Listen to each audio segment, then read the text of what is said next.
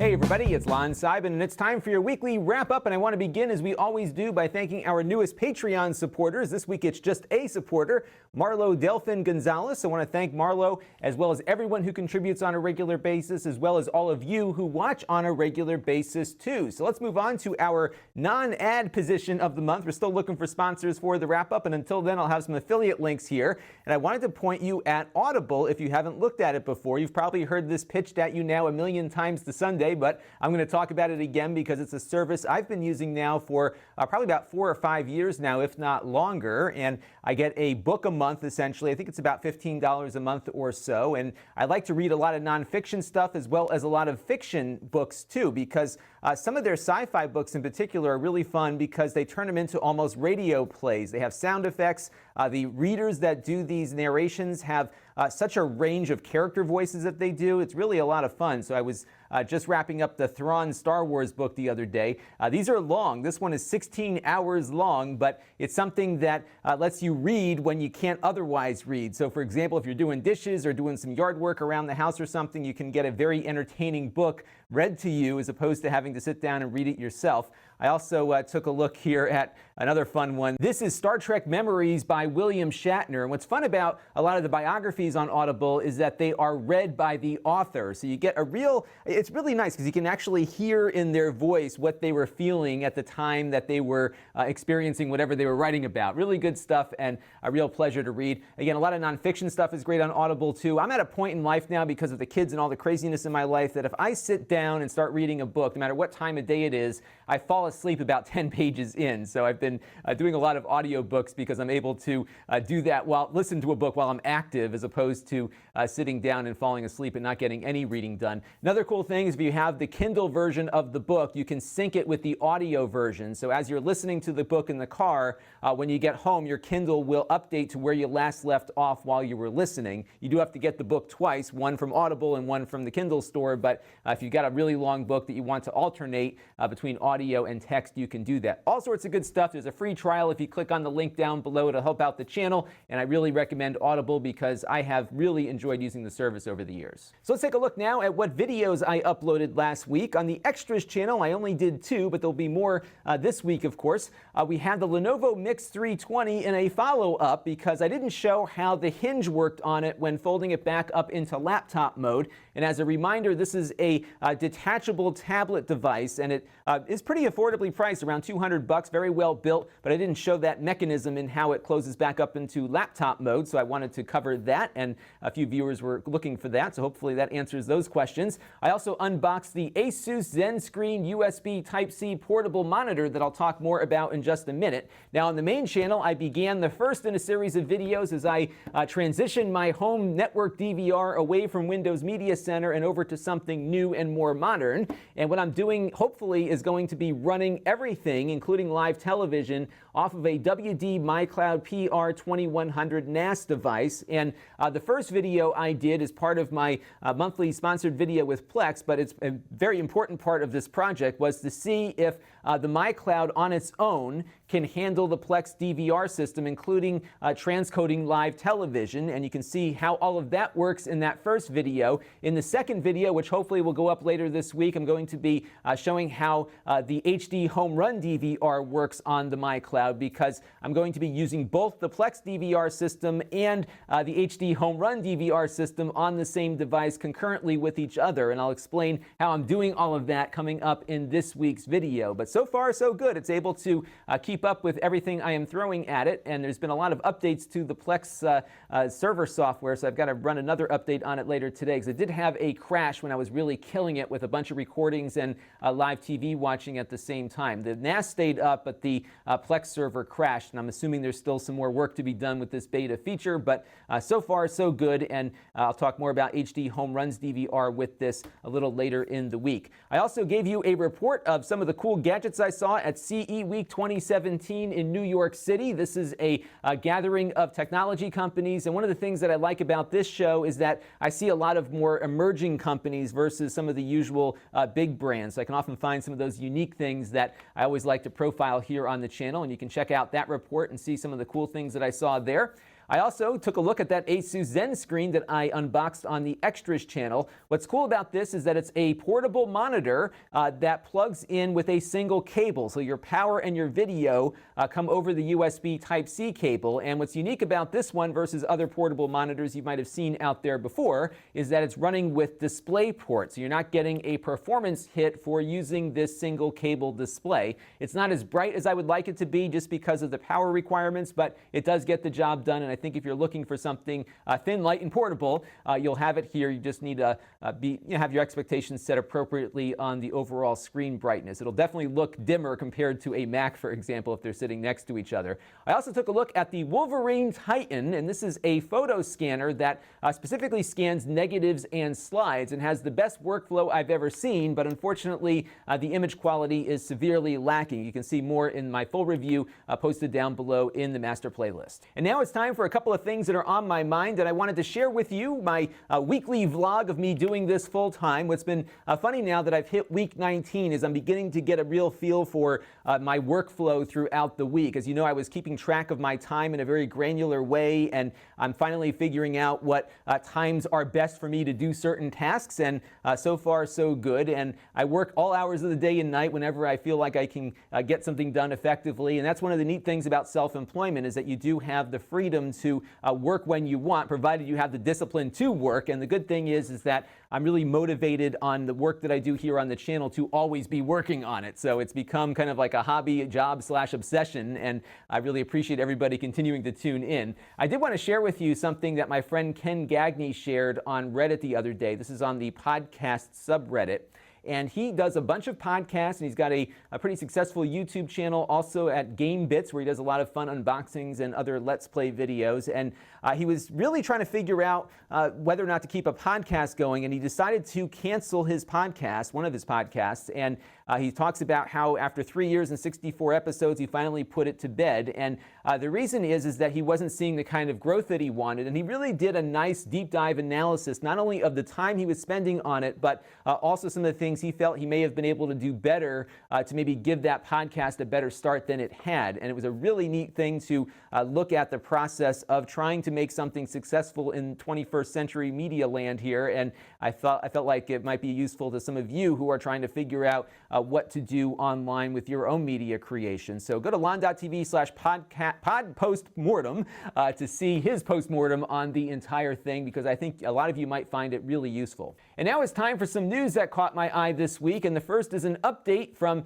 the Smach Z project. This was a Kickstarter that I talked about last week. They were going to build a portable gaming PC that was running on an AMD-based system on a chip, which might provide somewhat decent portable gaming performance, perhaps. But like many of these Kickstarter projects, their ambitions far exceeded reality, and their hardware partner completely backed away from this, which is a pretty big problem for this project, because so much of what they were doing was based on this hardware partner being involved with it. The project didn't want to give out any refunds and said they were going to retool and try to do it themselves, which I had serious doubts about. Now they're claiming in an email this morning that they're working directly with AMD, and they're going to be building something based on Ryzen and Vega technology, which I have a very hard time believing. I did reach out to AMD for comment. I haven't heard back from them yet, but if I do get something from AMD, I might jump in with a update video sometime midweek to give you some more information on this. But to me, this is more about stringing backers along for a ride here that will inevitably lead to everyone losing their money. What I have done is filled out a chargeback request with my credit card company, and I do suggest others do the same here, because I just have no faith that they're going to be able to pull this off, and I have a very hard time believing that AMD would involve themselves in a project like this, especially if AMD has the technology to make a portable gaming PC handheld. Why would they work with a Kickstarter that nobody's ever heard about versus going to Dell or some other big gaming PC maker and having them make something that will actually get put together and have some customer support behind it? So my faith is not restored here, and I think people are going to just be taken along further on this ride, but we'll keep an eye on it. We'll see what happens. And I got another email from Kickstarter this morning about another project that I backed that is kicking the dust. I'm not having very good luck this year. The RemixIO Plus was going to be a nice little Android TV box, but it was going to be running a TV version of RemixOS. RemixOS. And these guys have a great track record. We've reviewed RemixOS in the past here. In fact, you can go and download it and run it on your computer right now for free if you want. Basically, it is a desktopified version of Android that allows you to run multiple apps side by side. You can resize the windows, do everything you might want to do with the desktop OS, but it's running Android. All your favorite Google Play apps run on it, and you can get the full power of your PC in the process. But unfortunately, I got this email this morning where it says an update from the Jide team, and you know it's bad news when they say it's an update. They never put the bad news right in the subject line, but there is some good news hidden here on the last paragraph, because they are committing to return every dollar of the over $500,000 they collected to backers within the next week to 10 days. They're going to be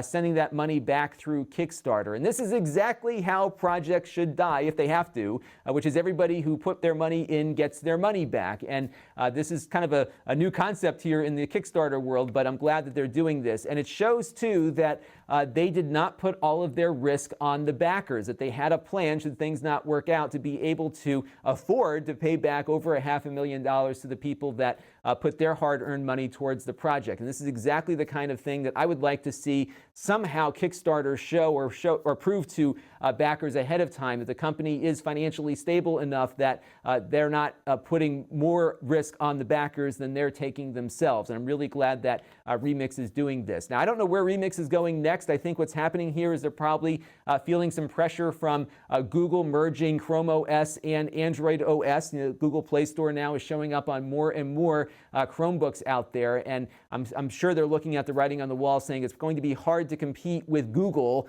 in the consumer area, but they're probably seeing areas where manufacturers and other companies looking for specific embedded solutions might be coming to them to make Android OS work exactly the way they need it to, and I think this is really where their strengths are. So unfortunately, this may be the last we see of consumer-facing stuff from RemixOS, which is unfortunate because they are very talented, but business is business, and I'm glad they are doing right by their backers and returning the money. If I don't get my refund, I'll definitely let you know, but I am sure it will come through. They've been a very trustworthy company in the past. Now, there was a product announcement last week that I was very excited about, which is the Newtek Spark. And if you haven't heard of Newtek before, they have been making video production hardware for a very long period of time. In fact, I use their TriCaster switcher here for all the video that you see on this channel. It records video for my YouTube videos. It also allows me to live stream. I can do both at the same time if I want to. It does everything you see here on screen in real time. Really a very efficient way to make video, but you're limited by the length of your cable. So I,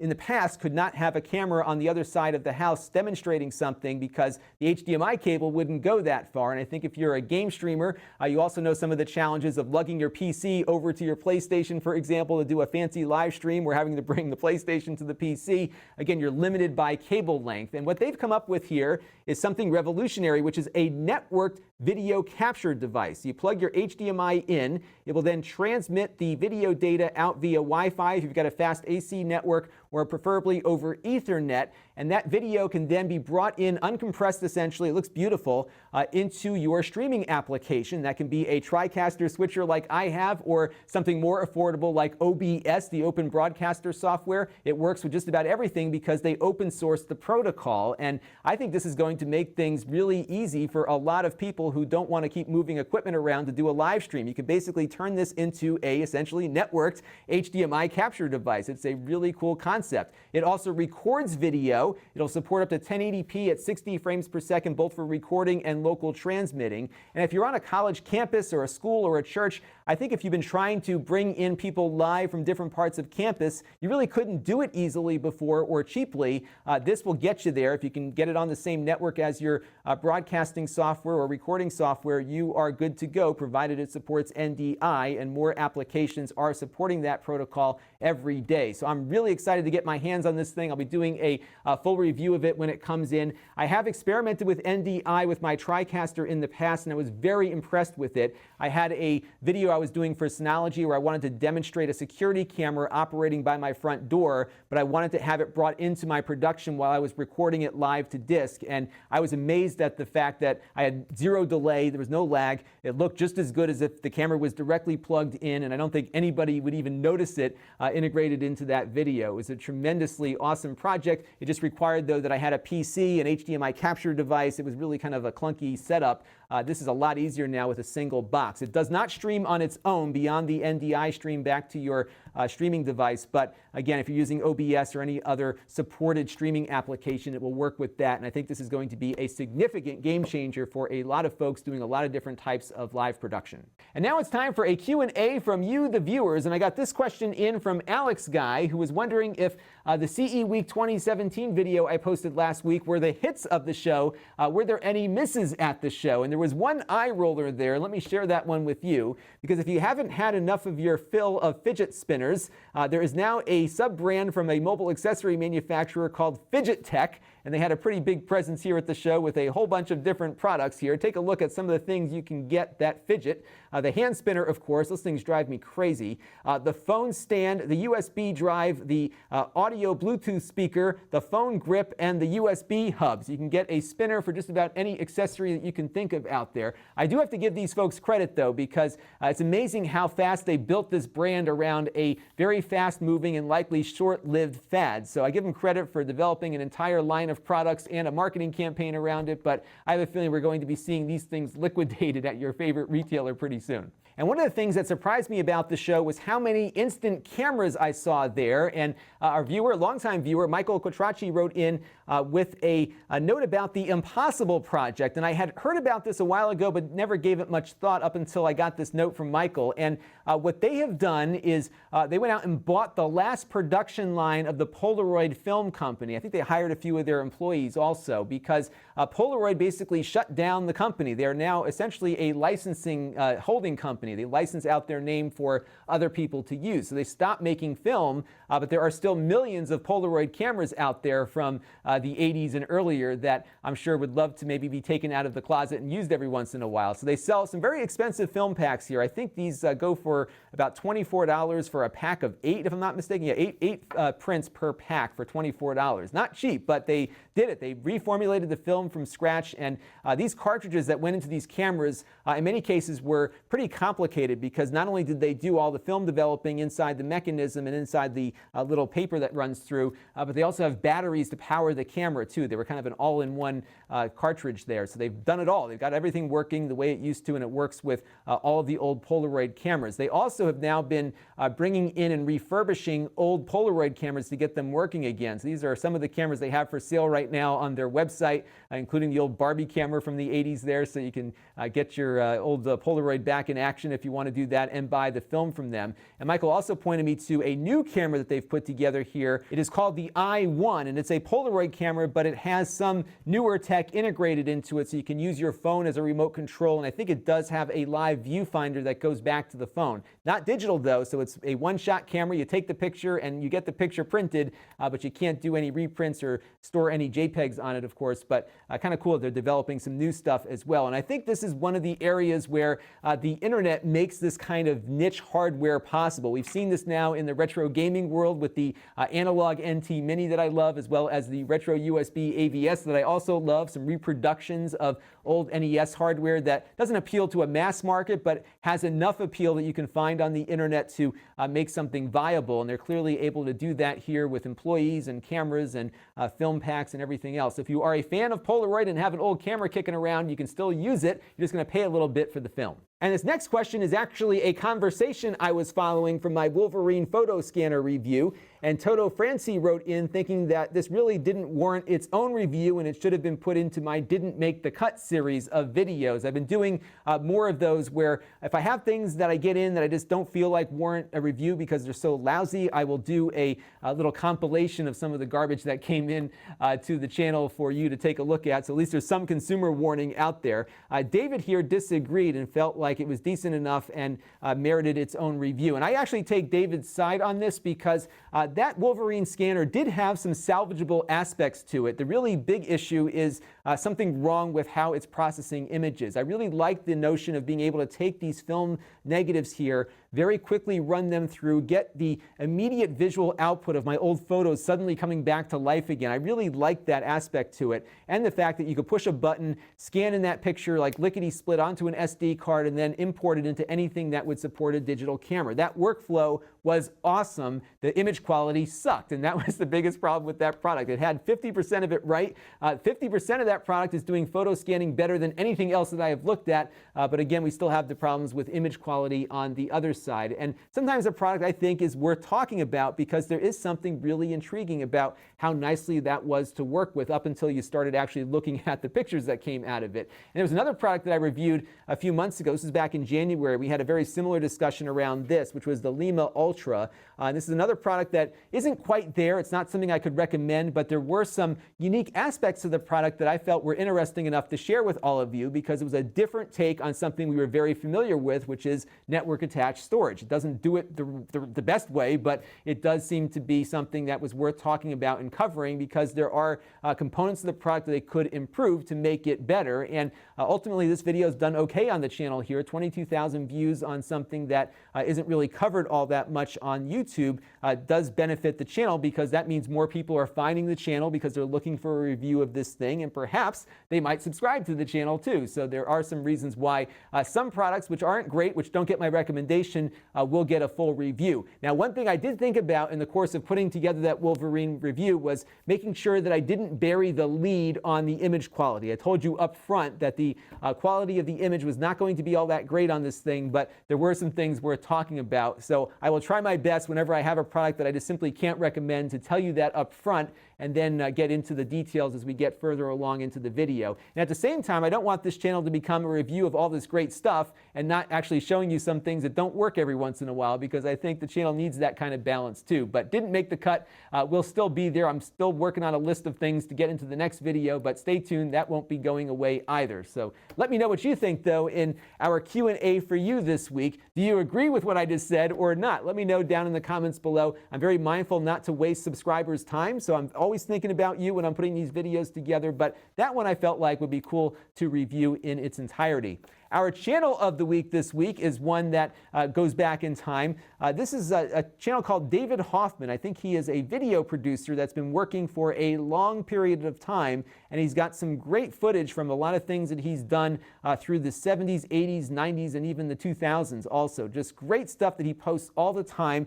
Really kind of fun to take a step back in time and just see life as it was.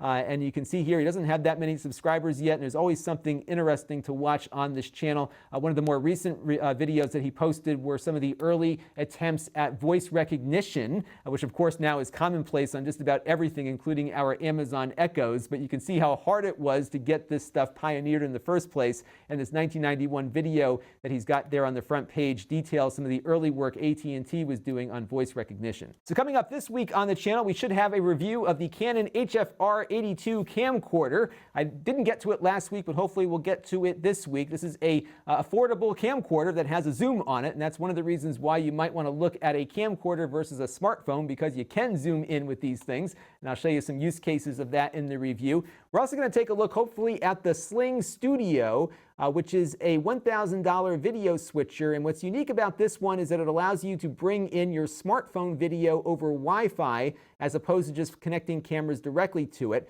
We'll see how it works. The one issue I may see with it is the fact that your regular wired cameras also have to be brought in via Wi-Fi too, but we'll see how it all works. I've got it in the box, going to be unboxing it on the Extras channel and hopefully getting a video up with this later on in the week. I'm also going to have an update on my DVR, as I mentioned, update number 2. It has been shot, just have to get everything edited, so be on the lookout for that. And it is working. I'm about 4 or 5 days into this at this point, and so far so good. That NAS device is recording everything I'm asking it to, and everything is playing back just fine too. So good results so far, but we'll keep testing and see how it all works out. Now, if you want to help the channel, you can go to Lon.TV/Patreon and make a monthly contribution to the channel. We also have the tip jar set up at Lon.TV/tipjar. We have the Venmo account set up for international folks at Lon.TV for a Venmo contribution. And of course, we have our ongoing relationship with Plex, where if you sign up for a free Plex account or gift it to somebody else, we will get a small commission for that action. So definitely sign up for Plex if you haven't already. We also have a number of channels that you may not be aware of. We've got the Extras channel, where I do all of my supplementary content. The podcast, the audio form of this and many other things that I appear on, can be found at Lon.TV/podcast or on your favorite podcatcher. Snippets channel is now up and running at Lon.TV/snippets, and that is where I park some segments of the weekly wrap-up as well as other reviews that might work well as standalone videos. So I pull a little segment out of here and put it over there so it's searchable. That is a new channel, which means it's under 10,000 views right now, so I can't even monetize it yet, but I'm going to grow it just like I've grown my other channels. So subscribe to that one if you haven't already, and you can find some of the best of segments of my reviews and wrap-ups there. And we have my live streams that I do from time to time at Lon.TV/live streams, and we'll likely be doing one with that sling thing later on in the week, so be on the lookout. And if you want to be notified when anything happens on this channel, including those live streams, make sure you click on the bell on my YouTube channel so you can always get notifications whenever something gets posted or if I start a live stream. So that is one way to get notified. We also have the email list at Lon.TV/email, which I have been neglecting once again. I need to get back on that. The Facebook page is at Lon.TV/Facebook, and my store is at Lon.TV/store. And you can sign up for a separate email list to be alerted when new things get put in the store. These are items that I reviewed here on the channel and I'm now reselling. I buy these things, I review them, and can't return them because they're used.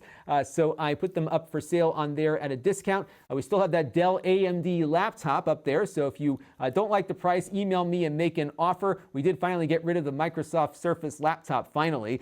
So definitely let me know if you want a good deal on something and the deal on the store isn't good enough for you. So that'll do it for this week's weekly wrap-up. Thank you all, as always, for watching the channel and commenting and providing such great feedback. I greatly appreciate you giving me a little portion of your week to listen to me rant and rave about all the comings and goings in the consumer electronics world. If you have anything you'd like to see reviewed on the channel, definitely leave me a comment down below. I'm always looking for inexpensive, unique items that people aren't really talking about. So I've had some great suggestions. I'm working on getting some of that stuff in, and I'm sure we'll have a lot of more cool stuff on the horizon that I'm not even thinking about at the moment. So that'll do it for this week, and this is Lon Seidman. Thanks for watching.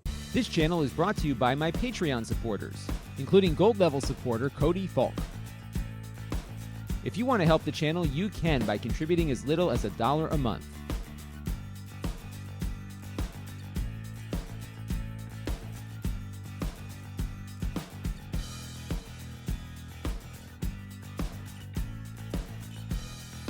Head over to Lon.TV/Patreon to learn more.